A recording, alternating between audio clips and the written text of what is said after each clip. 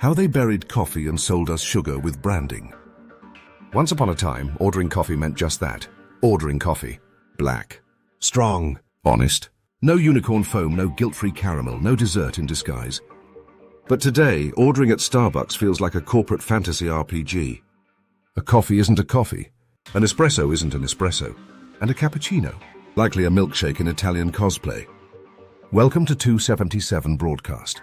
This episode is about how Starbucks didn't elevate coffee, it rebranded it as premium fast food.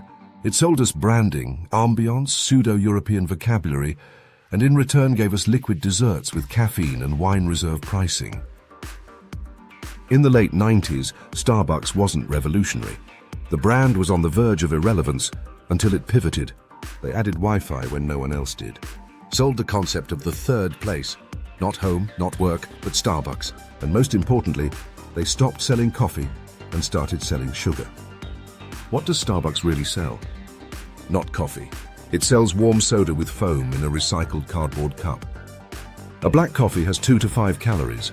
A frappuccino, over 500.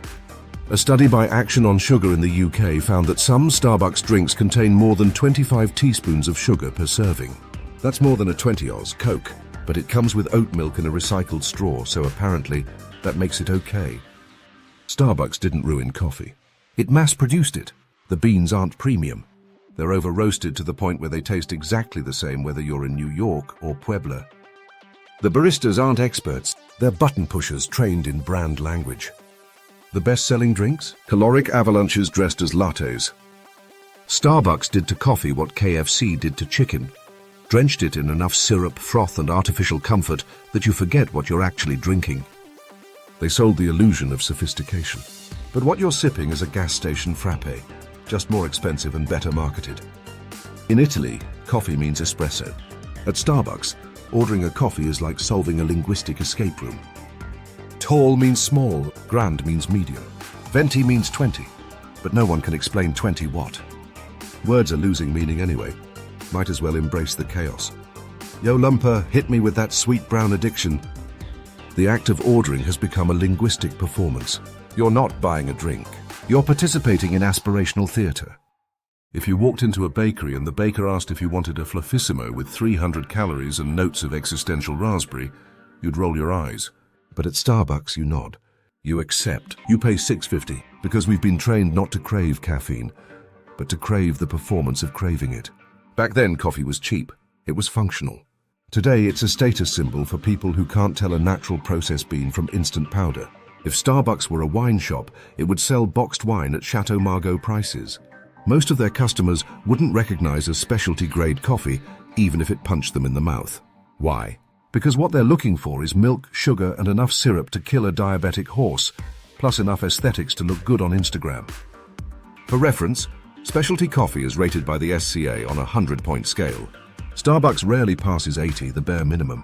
It doesn't even make the rankings. So did Starbucks ruin coffee? No. It actually enhanced the instant coffee industry, which started in the early 20th century. It turned coffee into a social rite, far removed from the intimate ritual once performed behind closed doors, but also turned it into liquid cake and normalized paying for branding over quality. The real issue is this. Millions of people now equate Starbucks with good coffee. Just as McDonald's created a hunger for gourmet burgers, Starbucks indirectly sparked a wave of specialty cafes. Places where coffee is treated with the respect it deserves, where origin, terroir, and method actually matter.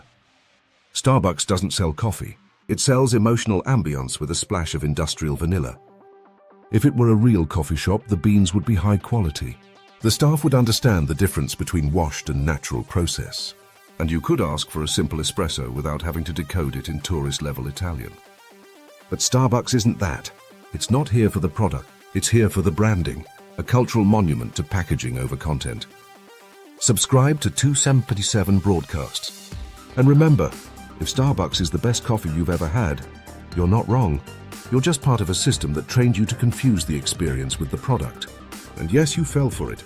But at least you did it with a recyclable cup and oat milk foam.